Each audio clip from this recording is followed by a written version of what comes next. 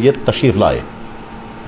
ربیع الاول کی کون سی تاریخ تھی اس وقت اس سے بحث نہیں ہے، نقطہ یہ ہے کہ ربیع الاول ہی کے مہینے میں اللہ کے نبی دنیا میں تشریف لائے، اس لیے ربیع الاول کے مہینے میں سیرت طیبہ کا بیان ہوا کرتا ہے، کتابیں لکھی جاتی ہیں، آرٹیکل چھپتے ہیں اور سیرت کے طرح طرح کے پروگرام ہوتے ہیں۔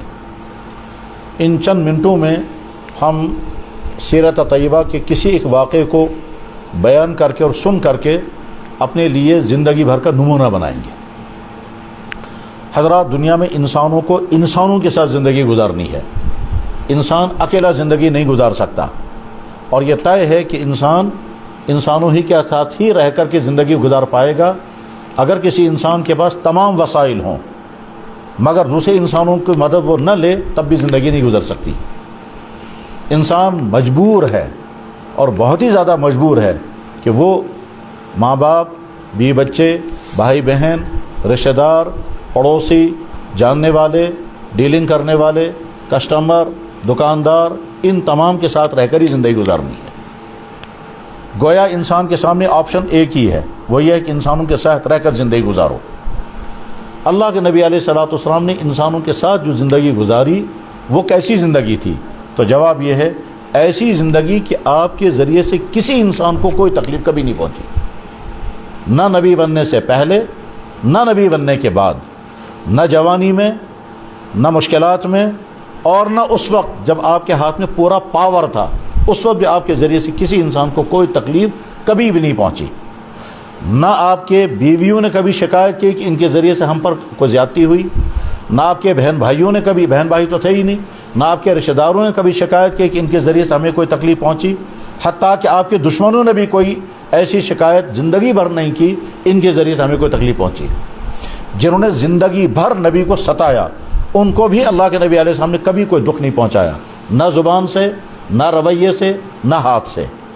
اللہ نے قرآن کریم میں فرمایا یہ نبی تمہارے لیے بہترین نمونہ ہے، لقد کان لکم فی رسول اللہ اسوۃ حسنہ، نبی تمہارے لیے بہترین نمونہ ہے، رول ماڈل۔ اس کے معنی یہ ہے کہ انسان زندگی کے جس مرحلے پر ہو، انسان اپنی زندگی کے جس حالت میں بھی ہو، اس حالت میں اس کو دیکھنا ہے کہ اس حالت میں میرا نبی میرے لیے نمونہ کیسے بنتا ہے۔ اگر انسان خوشیوں کی حالت میں ہے تب بھی اس کو نمونہ بنانا ہے محمد رسول اللہ صلی اللہ علیہ وسلم، اور اگر آپ مشکلات میں ہیں تب بھی اس کو نمونہ بنانا ہے نبی علیہ الصلوۃ والسلام کی ذات اقدس کو۔ اگر کوئی انسان جوانی کی زندگی میں ہے تو اس کو نمونہ بنانا ہے محمد رسول اللہ صلی اللہ علیہ وسلم کو، اور اگر کوئی آدمی پاور میں ہے، کرسی ہاتھ میں ہے، تو اس کو بھی نمونہ اس کے لیے محمد رسول اللہ کی ذات اقدس ہے۔ اور جب نمونہ ان کو بنائیں گے تو پھر ساتھ میں یہ بھی ہوگا کہ اس ذات نے کبھی کسی انسان کو کوئی دکھ، کوئی تکلیف کبھی نہیں پہنچائی ہے، نہ زبان سے، نہ رویے سے، نہ طاقت سے، نہ پاور سے، کسی بھی اعتبار سے نہیں۔ ہر ایمان والے کو چاہیے کہ وہ اپنی زندگی ایسی بنائے اس کے ذریعے سے کسی انسان کو دکھ اور تکلیف نہ پہنچے، اور یہ آسان نہیں ہے۔ یہ عملانے کے لیے انسان کو اپنے آپ سے بار بار لڑنا پڑے گا۔ کسی نے ہم کو تکلیف پہنچائی اور ہم اسے انتقام لے سکتے ہیں، تب ہمیں فیصلہ کرنا ہے کہ ہم معاف کریں یا انتقام لیں۔ کسی نے ہمارا نقصان کیا اور ہم اس سے بدلہ لے سکتے ہیں، ہمیں فیصلہ کرنا ہے کہ معاف کریں یا انتقام لیں۔ جناب رسول اللہ صلی اللہ علیہ وسلم کی زندگی کے بے شمار واقعات اس سلسلے میں ہمارے لیے گائیڈ لائن ہے۔ آپ کے سخت ترین دشمنوں میں ایک طبقہ تھا، ان کو کہتے تھے منافقین۔ یہ مدینہ شریف کے لوگ تھے۔ منافق اس انسان کو کہتے ہیں کہ جو زبان سے کہے گا میں مسلمان ہوں اور اندر ایمان نہیں ہے، اس کو منافق کہتے ہیں۔ جیسے کافر اس انسان کو کہتے ہیں جس کے دل میں بھی کفر ہے اور اس کے زبان پر بھی کفر ہے، اور ایمان والا اس انسان کو کہیں گے کہ جس کے دل میں بھی ایمان ہے اور زبان پر بھی ایمان کا دعویٰ ہے۔ تیسری قسم ایک اور وہ انسان ہے جس کے دل میں کفر ہے اور زبان سے وہ کہتا ہے میں مسلمان ہوں۔ تو ایک طبقہ مدینہ شریف میں تھا، وہ ایک پورا طبقہ تھا، وہ پورا ایک گروپ تھا۔ اللہ کے نبی علیہ السلام ان کو جانتے تھے، لیکن آپ نے کبھی نام لے کر نہیں فرمایا کہ اس نے مجھے یہ تکلیف پہنچائی۔ اس طبقے کا سربراہ تھا، اس کا نام تھا ابن ابی۔ اس ابن ابی نے قدم قدم پر اللہ کے نبی کو بہت دکھ دیے، بہت تکلیفیں دی، بہت پریشانیاں کھڑی کی اور بہت ہی زیادہ ستایا۔ یہی وہ شخص ہے کہ جس شخص نے آپ کی زوجہ محترمہ ام المؤمنین حضرت عائشہ صدیقہ رضی اللہ تعالیٰ پر غلط تہمت لگائی اور خوب مدینہ شریف میں اس کو پھیلایا۔ یہی وہ شخص ہے کہ جس نے اللہ کے نبی علیہ الصلوۃ والسلام کو ذلیل کا لفظ کہا. یہی وہ شخص ہے کہ جس نے اللہ کے نبی علیہ السلام کے سامنے کھڑے ہو کر کے کہا کہ آپ کے جسم سے بدبو آتی ہے. یہ وہ شخص ہے کہ جس نے نہ جانے کتنی مرتبہ مسلمانوں کو آپس میں ٹکراؤ کا شکار بنایا، لڑائی پیدا کرا دی. یہ وہ شخص ہے کہ جس نے ایک مرتبہ میٹنگ کی اور اس میٹنگ میں اس نے کہا کہ ہم مدینے واپس جائیں گے. ایک سفر میں تھے اور حضور کے ساتھ تھے، تو سفر میں تھے، وہاں میٹنگ اس نے بلائی اور میٹنگ میں بلا کر کے اس نے اپنے ساتھیوں سے کہا اب جب ہم واپس مدینہ جائیں گے تو ان ذلیلوں کو مدینہ سے باہر نکالیں گے. اور لفظ ذلیل اس نے استعمال کیا صحابہ اور ظاہر نبی علیہ السلام کی ذات بھی تھی. لَنُخْرِجَنَّ الْأَعَزُّ مِنَ الْأَذَلِّ، ہم معزز لوگ ان ذلیلوں کو مدینہ سے باہر نکالیں گے. جب اس نے یہ میٹنگ میں یہ بات کہی ہے تو وہاں ایک نوجوان صحابی تھے، ان کا نام تھا زید بن ارقم. وہ زید بن ارقم نے نبی علیہ السلام کی خدمت میں آ کر کے کہا یا رسول اللہ، ابن ابی نے آپ کے متعلق یہ جملے بولے ہیں. تو اللہ کے نبی علیہ السلام کو بلایا اور بلانے کے بعد فرمایا کیا کہا تم نے؟ اس نے کہا جناب میں نے کچھ بھی نہیں کہا، آپ کے بارے میں ہم کیا کہہ سکتے ہیں؟ ہم تو کہتے ہیں آپ اللہ کے نبی ہیں، تو آپ کے بارے میں ہم بد کلامی کیسے کر سکتے ہیں؟ وہ صحابی کھڑے ہیں زید بن ارقم، وہ کہہ رہے ہیں یا رسول اللہ اس نے کہا ہے آپ کے متعلق اور صحابہ کے متعلق ان ذلیلوں کو مدینے سے باہر نکالیں گے. اللہ کے نبی علیہ السلام نے پھر پوچھا کیا کہا تم نے؟ اس نے کہا جھوٹ بولتا ہے، ہم نے کچھ نہیں کہا آپ کے بارے میں. خیر اللہ کے نبی علیہ السلام نے اس پر کوئی بات نہیں فرمائی، لیکن قرآن کی آیت نازل ہو گئی، بلکہ پوری صورت نازل ہو گئی. اس میں اللہ تعالیٰ شان و فرماتے ہیں اذا جاءك المنافقون قالوا نشهد انك لرسول الله والله يشهد ان المنافقين لكاذبون. منافق آپ کے پاس آئے، انہوں نے آپ سے کہا کہ ہم آپ کو اللہ کا رسول مانتے ہیں. اللہ کہتے ہیں میں گواہی دیتا ہوں وہ جھوٹ بول رہے ہیں. اذا جاءك المنافقون، جب منافق آئے انہوں نے آپ سے کہا کہ ہم آپ کو اللہ کا رسول مانتے ہیں، ہم گواہی دیتے ہیں آپ اللہ کے نبی ہیں. اللہ تعالیٰ فرماتے ہیں میں گواہی دیتا ہوں یہ جھوٹ بول رہے ہیں. پھر آگے اور بھی واقعات ہوئے. ان واقعات میں سے ایک واقعہ یہ ہوا کہ ابن ابی کو کسی نے کہا یار تمہارے خلاف ایکشن لیا جائے گا اور نہ جانے تم کو کیا سزا لگے گی.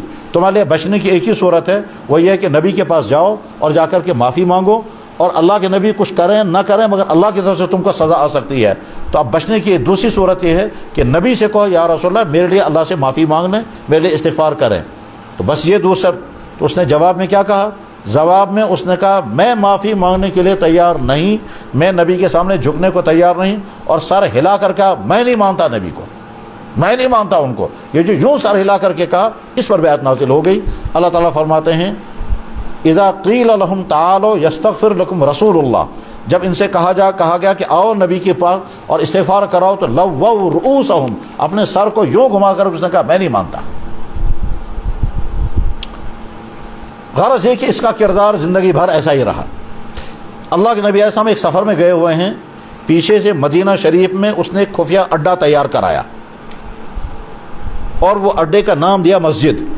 لیکن پلان یہ تھا کہ ہم ایک ہائیڈ آؤٹ بنائیں گے مسلمانوں کے خلاف پلان چلانے کے لیے، مسلمانوں کے خلاف جو اقدامات ہمیں کرنے ہیں اور اسلام کو مٹانے کے لیے جو ہمیں تدبیریں کرنی ہیں اس کے لیے ہم یہ اندر یہ پلان بنانے کی جگہ بنائیں گے. لیکن نام رکھا اس کا مسجد. اور حضور کے پاس آ کر آگے کہنے لگے جی میں نے مسجد بنائی ہے، آپ چل کر کے اس کا افتتاح کر دیں. تو اللہ کے نبی علیہ السلام نے فرمایا میرے اجازت کے بغیر مدینہ شہر میں مسجد بنی اور مجھے پتہ ہی نہیں ہے، اس لیے میں تو نہیں آ سکتا اس مسجد میں. اور آپ سفر میں تشریف لے گئے. سفر میں ہی ہے تو اللہ کی طرف سے آیتیں نازل ہو گئی. اس میں اللہ تعالیٰ شان نے فرمایا اس مسجد میں آپ ہرگز نہیں جائیں گے. لا تقم فی ابدا لمسجد، اس سے سارا تقوی. اگر آپ کو مسجد میں نماز پڑھنی ہے تو دوسری مسجد جو خود آپ نے بنائی قباء میں اس مسجد میں آپ ضرور جائیں، لیکن ان کی بنائی ہوئے مسجد میں مت جائیں. کیونکہ والذین اتخذوا مسجدا ضرارا وکفرا وتفریقا بین المؤمنین، انہوں نے مسجد بنائی ہے مسلمانوں کو نقصان پہنچانے کے لیے، مسلمانوں کے خلاف ایک اڈا کھڑا کیا گیا ہے، ہرگز آپ اس مسجد میں نہیں جائیں گے. یہ ابن ابی کا کردار ہے. اب جب وہ مرنے کے قریب ہوا تو اس کا بیٹا حضور کے پاس آیا. اس نے کہا یا رسول اللہ میرا والد مرنے والا ہے اور اس نے زندگی بھر آپ کو تکلیفیں پہنچائی ہیں، وہ سب مجھے معلوم ہے. میری درخواست یہ ہے کہ ایک آپ اپنا کرتا دے دیں، اس کرتے میں اس کو کفن پہناؤں گا، شاید آپ کے کرتے کی برکت کی وجہ سے وہ بچ جائے. اور دوسری درخواست یہ ہے کہ جب وہ مر جائے گا تو آپ جنازہ پڑھانے کے لیے آئیں. تو اللہ کے نبی صلی اللہ علیہ وسلم فرمایا ضرور. کہہ سکتے تھے اس وقت کہ تمہارے باپ نے میرے ساتھ یہ کیا اور تم اس کے لیے مجھ سے کرتا مانگتے ہو، لیکن آپ نے یہ انکار نہیں کیا. آپ نے فرمایا ضرور کرتا لے جانا. اس نے یہ بھی کہا کہ یا رسول اللہ وہ والا کرتا دیں جو کرتا آپ کے جسم کے ساتھ زیادہ زمانے تک ٹچ کرتا رہا ہے. آپ نے فرمایا وہ کرتا لے لیں. چنانچہ اس کی وفات ہو گئی, کرتا مبارک چلا گیا, اس میں کفن پہنایا گیا, اور کفن پہنانے کے بعد پھر اب وہ چاہتا تھا حضور جنازہ پڑھنے کے لیے آئیں, لیکن اس کے خیال آیا کہ شاید نبی نہیں آئیں گے جنازہ پڑھانے کے لیے, کیونکہ میرے والد نے ان کو بہت تکلیفیں پہنچائی ہیں, شاید وہ نہیں آئیں گے جنازہ پڑھانے کے لیے, دفن کر دو.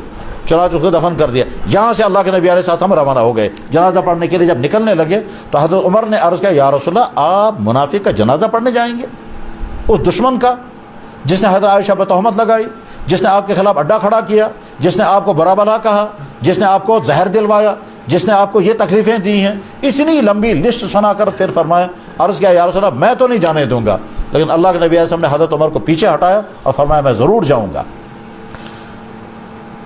اس سے پہلے اللہ کے نبی علیہ السلام جب بھی وہ کوئی غلطی کرتا تھا تو حضور نبی علیہ السلام کہتے یا اللہ اس کو معاف کر دیجئے, یا اللہ اس کو سزا نہیں دینا, یا اللہ اس کو عذاب نہیں دینا. اللہ تعالیٰ شاہ نے آیت بھیج دی, آپ اس کے لیے معافی چاہ رہے ہیں, آپ کتنا ہی اس کے لیے استغفار کریں ہم معاف نہیں کریں گے. اللہ کے نبی علیہ السلام نے ایک اور موقع پر اور استغفار کیا, پھر دوسری آیت نازل ہو گئی استغفر لهم او لا تستغفر لهم, آپ معافی مانگے یا نہ مانگے ہم معاف کرنے کے لیے تیار نہیں ہیں. اللہ کے نبی علیہ السلام پھر معافی مانگتے رہے, پھر اللہ نے آیت بھیج دی آپ 70 مرتبہ معافی مانگو ہم معاف نہیں کریں گے. تو اللہ کے نبی علیہ السلام سے خدمت میں عرض کیا یا رسول اللہ جب آپ اللہ فرما رہے ہیں ہم معاف نہیں کریں گے تو آپ کیوں کرتے ہیں استغفار؟ تو حضور نبی علیہ السلام نے فرمایا اگر مجھے یہ پتہ چل جائے کہ 70 مرتبہ سے زیادہ معافی مانگنے پر اللہ اس کو معاف کر دیں گے تو میں 70 سے زیادہ استغفار کروں گا, یہاں تک کہ آپ اس کی وفات ہو گئی. اللہ کے نبی نے اپنا کرتا بھیج دیا, جنازہ پڑھانے کے لیے گئے تو اس کو قبر میں دفن کر چکے تھے وہ. جب حضور پہنچے فرمایا بھائی کیا ہوا؟ کہنے لگا حضرت ہم نے تو دفن کر دیا. حضور نے فرمایا نکالو اس کے میت کو باہر. چاچو اس کے میت کو باہر نکالا, اس کا سر اللہ کے نبی نے اپنے ران پر رکھا اور اس کے بعد اپنے لعاب مبارک اس کے منہ میں ڈالا, اور منہ میں ڈالنے کے بعد پھر کہا اب دفن کر دو. بس واقعہ ختم ہو گیا. اب اس میں ہمارے لیے میسیج کیا ہے؟ ہمارا نبی ایک دشمن کے ساتھ یہ سلوک کر رہا ہے, اور وہ اس کی دشمنی کسی ایک دن کی نہیں, ساری زندگی کی دشمنی اس کی رہی ہے. ہمارے لیے میسیج یہ ہے کہ ہم اپنا مزاج انتقامی مزاج نہ بنائیں, ہماری زبان سے کسی کو تکلیف نہ پہنچے, ہمارے رویوں سے کسی کو تکلیف نہ پہنچے. اور زندگی چونکہ انسانوں کے ساتھ گزارنی ہے تو ہر انسان یہ دیکھے میں ایمان والا ہوں, نبی کا امتی ہوں, میرے ذریعے سے میرے ماں باپ کو کوئی تکلیف تو نہیں پہنچ رہی ہے, میرے رویے سے, میرے طرز عمل سے, میرے روٹنے سے, میرے غصہ کرنے سے, میری پراپرٹی کے ذریعے سے, میرے کلیموں کے ذریعے سے میرے ماں باپ کو کوئی تکلیف تو نہیں پہنچ رہی ہے. اگر ایسا ہو رہا ہے تو سمجھیں ہم نبی کے نہج پر نہیں ہیں. والدین یہ سوچے کہ ہمارے ذریعے سے ہمارے بچوں کو کوئی تکلیف تو نہیں ہو رہی ہے, بھائی یہ سوچے میرے ذریعے سے میرے بھائیوں کو تکلیف تو نہیں ہو رہی ہے, پڑوسی یہ سوچے میرے ذریعے سے میرے پڑوسی پر کوئی مصیبت تو نہیں آ رہی ہے, افسر یہ سوچے کہ میرے ذریعے سے میرے ماتحتوں کو کوئی ظلم تو نہیں ہو رہا ہے. ہر انسان یہ دیکھے کہ میں اللہ کے نبی کا امتی ہوں, میرے ذریعے سے کسی انسان کو کوئی دکھ, کوئی تکلیف, کوئی رنج نہیں پہنچنا چاہیے. اور اگر وہاں سے مجھے تکلیف آتی ہے تو انتقام کے بجائے مجھے معاف کرنے کے مزاج بنانا ہے, چاہے وہ معافی مانگے یا نہ مانے. ایک شکل یہ ہے کہ کسی نے ہم کو دکھ پہنچایا, پھر اس نے معافی مانگی, پھر ہم نے معاف کیا, بلا شبہ بہت بڑی بات ہے, لیکن اس سے بڑی بات یہ ہے کہ وہ معافی مانگنے کو تیار نہیں اور ہم پھر یہیں سے معاف کرتے ہیں. یہ ہے اصل میں معیار اخلاق, اور بہت مول بلند اخلاق ہے یہ کہ اس کو تو کوئی ندامت نہیں ہوئی لیکن ہم یہیں سے معاف کر رہے ہیں. یا اللہ اس سے غلطی ہو رہی ہے, اس کا احساس بھی نہیں, چلیے میں معاف کر دیتا ہوں.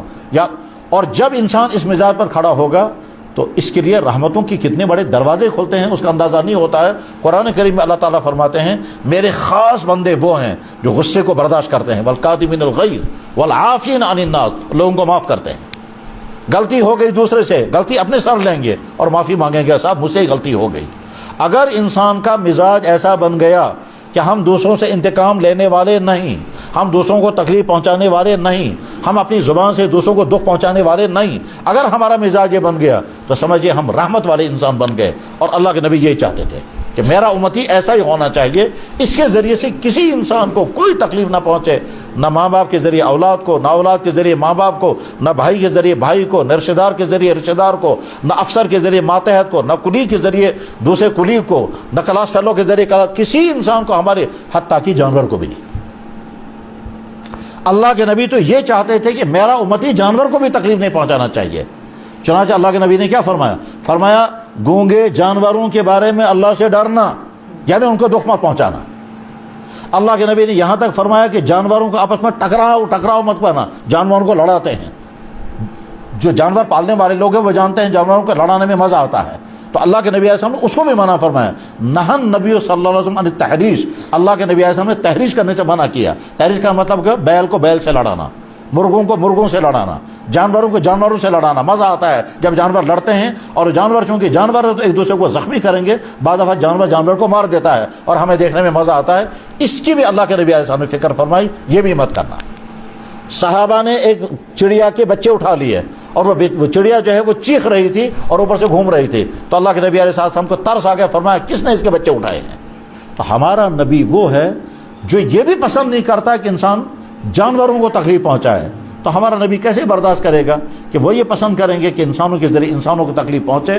نہیں۔ تو ہمارے لیے سیرت کا نمونہ یہ ہے کہ ہم اپنی زندگی رحمت والی زندگی بنائیں، ہم اپنی زندگی انتقام والی زندگی نہیں بنائیں گے، بدلہ لینے والی زندگی نہیں بنائیں گے، ریئیکٹ کرنے والی زندگی نہیں بنائیں گے، کسی سے غلطی ہو جائے تو یہاں سے ایکشن لینے والی زندگی نہیں بنائیں گے، اور ہمارے پاس جب پاور ہوگا، طاقت ہوگی، اس وقت اور زیادہ نرم ہو جائیں، جیسے کہ اللہ کے نبی علیہ السلام جب آخری زمانے میں رخصت ہونے والے تھے اور بیمار تھے اور مسجد میں نہیں آ پا رہے تھے، یاد رکھیں جناب رسول اللہ صلی اللہ علیہ وسلم ربیع الاول میں ہی دنیا میں تشریف لائے اور ربیع الاول میں ہی دنیا سے رخصت ہو گئے۔ ربیع الاول ہی کے مہینے میں ولادت ہے اور ربیع الاول ہی کے مہینے میں اللہ کے نبی علیہ السلام کا وصال اور وفات ہے، اسی مہینے میں اللہ کے نبی دنیا سے رخصت ہو گئے۔ 28 صفر کو حضور کو تکلیف شروع ہوئی، 29 صفر فصل ربیع الاول، پھر ربیع الاول کے یہ دن بیماری کے دن گزرے، حضور مسجد میں آتے رہے، نماز پڑھاتے رہے، یہاں تک کہ جمعرات کا دن تھا اور مغرب کی نماز اللہ کے نبی نے پڑھائی، آخری نماز جمعرات کی نماز پڑھائی اللہ کے نبی علیہ السلام نے، پھر اپنے گھر تشریف لے گئے، مرض بڑھ گیا اور عشاء کی نماز پڑھانے کے لیے نہیں آ سکے۔ تقریباً آدھی رات ہو گئی، آپ کو ہوش آ گیا، تو آپ نے ازواج مطہرات سے پوچھا مسجد میں نماز ہو گئی؟ ازواج مطہرات نے عرض کیا نہیں ہوئی، آپ کا انتظار ہے۔ فرمایا مجھے وضو کراؤ، میں مسجد میں نماز پڑھانے جاؤں گا۔ آپ کو وضو کرایا گیا، جب وضو کر کے اٹھے تو پھر بے ہوش ہو گئے، چکر آ گئے اور نیچے بیٹھ گئے۔ تھوڑی دیر کے بعد پھر ہوش آیا، فرمایا اصلی الناس، مسجد میں نماز ہو گئی؟ عرض کیا گیا نہیں حضرت آپ کا انتظار ہے۔ فرمایا مجھے دوبارہ وضو کراؤ، میں مسجد میں نماز پڑھانے جاؤں گا۔ وضو کرایا گیا، پھر چکر آ گیا۔ تیسری مرتبہ آپ نے فرمایا جب چکر آ گیا اب ہوش نہیں رہا، فرمایا اموروا ابا بکر یصلی بالناس، ابو بکر سے کہہ دو لوگوں کو نماز پڑھا دیں، یعنی گویا میں نہیں آ سکوں گا۔ تو جمعرات کے دن عشاء کی نماز میں امامت شروع کی حضرت صدیق اکبر رضی اللہ عنہ۔ اگلا دن جمعہ، پھر سنیچر اور اتوار، یہ 3 دن، اور سوموار کا دن تھا فجر کی نماز ابو بکر صدیق نے پڑھائی۔ سوموار کے دن اللہ کے نبی دنیا سے رخصت ہو گئے۔ تو 17 نمازیں جناب رسول اللہ صلی اللہ علیہ وسلم نے اپنے مبارک حجرے میں پڑھی اور مسجد میں امامت صدیق اکبر نے کی۔ یہ جو 3 دن بیچ میں گزرے، ان 3 دنوں میں ایک دن اللہ کے نبی علیہ السلام نے چاہا کہ میں مسجد میں جاؤں گا، اور بہت ضروری بات مجھے کہنی ہے۔ کیا بات کہنی تھی؟ آگے آہستہ آہستہ چل کر کے، چلنے کی ہمت نہیں تھی، پاؤں اٹھا نہیں پاتے تھے۔ بخاری میں حدیث ہے کہ آپ جب چل رہے تھے تو پاؤں سے زمین پر نشان لگ رہے تھے، کیونکہ پاؤں اٹھا کر قدم نہیں رکھ پا رہے تھے۔ آہستہ آہستہ چلتے ہوئے آئے، ایک ہاتھ رکھا حضرت عباس کے کندھے پر، دوسرا ہاتھ رکھا حضرت علی کے کندھے پر، اور 2 آدمیوں کے سہارے چلتے چلتے مسجد میں آئے اور ممبر کے پہلے حصے پر بیٹھے، اور پہلے حصے پر بیٹھ کر کے اب کچھ نصیحتیں کی۔ ان نصیحتوں کے بعد فرماتے ہوئے پھر یہ بھی فرمایا اگر میرے ذریعے سے کسی انسان کو کوئی تکلیف پہنچی ہو تو آج ہی بدلہ لے لو۔ کون کہہ سکے گا یہ؟ اگر میرے ذریعے سے کسی انسان کو کوئی دکھ کوئی تکلیف پہنچی ہے تو آج ہی بدلہ لے لو۔ کس کو تکلیف پہنچی ہوگی سوچا بھی نہیں جا سکتا۔ ایک صحابی کھڑے ہو گئے، انہوں نے کہا یا رسول اللہ آپ نے ایک مرتبہ مجھے ڈنڈا مارا تھا۔ تو آپ نے فرمایا کہاں اور میں کیوں ڈنڈا ماروں گا؟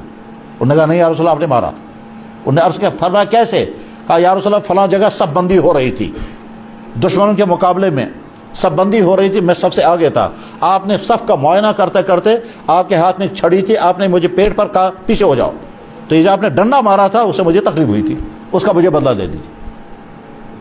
تمام صحابہ پھٹی ہوئی آنکھوں سے حیران ہو کر دیکھ رہے ہیں یہ کیا ہو رہا ہے، اور یہ بدلہ لینے کو تیار ہو رہے ہیں۔ بہرحال اللہ کے نبی علیہ السلام نے فرمایا ٹھیک ہے، یقیناً میں نے تمہیں ڈنڈا، مگر میرا مارنے کا ارادہ تو نہیں تھا، میں تو ڈنڈے سے کہا تھا پیچھے ہو جاؤ، بالکل ایسے جیسے سکول میں بچے جب پریئر کے لیے کھڑے ہو جاتے ہیں تو کبھی ٹیچر کہتا ہے بیٹا ذرا دائیں طرف، کندھے پر ہاتھ مار کر کہا ادھر کو ہو جاؤ، دوسرے کندھے پر ہاتھ مار کر تھوڑا آگے ہو جاؤ، تو کندھے پر ہاتھ مار کر کبھی پیچھے کبھی آگے کرتے ہیں، یہ مارنا مقصد نہیں ہوتا ہے۔ اسی طرح سے اللہ کے نبی نے ان کو تھوڑا پیچھے ہو جاؤ، وہ تھوڑا پیچھے ہو گئے تو اس کو ڈنڈا کہاں مارا تھا، لیکن اس نے اسی کو مسئلہ بنایا، لیکن مسئلہ نہیں بنایا، اس نے عنوان بنا۔ تو خیر اب وہ کہا یا رسول اللہ آپ نے مجھے ڈنڈا مارا تھا، آپ مجھے بدلہ دے دیں۔ تو اللہ کے نبی صلی اللہ علیہ وسلم نے فرمایا ضرور بدلہ لے لو۔ کھڑے ہو گئے، اس نے عرض کہا یا رسول اللہ جس وقت آپ نے مجھے ڈنڈا مارا تھا میرے پیٹ پر کپڑا نہیں تھا، اب اگر میں اسی حال میں آپ بدلہ لے لوں گا تو بدلہ برابر نہیں ہوگا کیونکہ آپ کے بدن پر کپڑا ہے۔ آپ نے فرمایا ٹھیک ہے میں کپڑا اٹھاتا ہوں۔ آپ نے کپڑا اٹھایا، وہ سامنے آ گیا اور یہاں پر آ کر اس نے بوسہ لے لیا، اور بوسہ لینے کے بعد کہا مجھے تو یہ بدلہ لینا تھا۔ بس میسیج ہمارے لیے یہ ہے، ہمارا نبی یہ چاہتا ہے میرے ذریعے سے کسی انسان کو کوئی تکلیف نہ پہنچے۔ ہر انسان اپنے آپ کو میٹر لگا کے دیکھے، اس کے رویے سے دوسرے کس کو کیا دکھ ہو رہا ہے، ماں باپ، والدین، بیوی بچے، رشتہ دار، پڑوسی، ہمسایہ، کس انسان کو ہمارے ذریعے سے تکلیف پہنچ، اور اپنا مزاج منتقمانہ نہیں، اپنا مزاج ریئیکٹ کرنے والا نہیں، اپنا مزاج معاف کرنے والا بنا دیں۔ دوسرے سے غلطی ہو گئی ہم معاف کریں، معافی مانگنے سے پہلے یہ سب سے اونچے درجے کا معیار ہے، والعافین عن الناس۔ اور ہم سے غلطی ہو جائے تو ہم فوراً معافی مانگیں، اگر یہ مزاج ہو، ہم سے غلطی ہو جائے تو فوراً معافی مانگے، اور دوسرے سے غلطی ہو جائے تو وہ معافی مانگے تو فوراً کر دے، معافی نہ بھی مانگے تب بھی ہم یہاں سے معاف کر دیں۔ اگر میرے بھائیوں یہ مزاج آ گیا تو پھر نہ گھروں میں لڑائیاں ہوں گی، نہ کسی سے دوسرے پر ظلم ہوگا، نہ دفتروں میں کہیں کوئی لڑائی نہیں ہوگی، کسی سے کسی کو دکھ نہیں پہنچے گا، تو سماج رحمت والا سماج بنے گا۔ اللہ کے نبی علیہ الصلوۃ والسلام کی سیرت مبارکہ کا میسیج ہمارے لیے یہی ہے۔ وآخر دعوانا ان الحمدللہ رب العالمین برحمتک یا ارحم الراحمین۔